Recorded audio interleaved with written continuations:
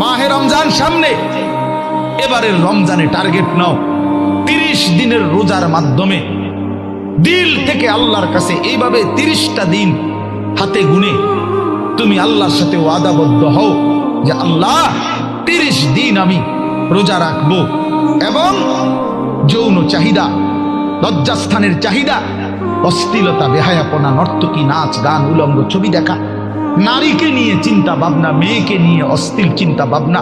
অবৈধ কোনো প্রেম সম্পর্ক, হারাম কোনো রিলেশন, এই সব ত্যাগ করে বন্ধু 30টা দিন মনোযোগ দিয়া রোজা রাখো, তারাবি পড়ো, ইফতার করো, সাহারি করো, তাসবিহ পড়ো, তেলাওয়াত করো, কোনো আলেমে দ্বীনের সাথে উঠা বসা করো, ইমাম সাহেবের সাথে সম্পর্ক করো। ইনশাআল্লাহ দেখবা আল্লাহ চাহে তো 30 দিনের মাথায় আল্লাহ বলেন লাআল্লাকুম তাত্তাকুন, আমি আল্লাহ ওয়াদা দিলাম মোমেন তোকে মুত্তাকি বানিয়ে দেব।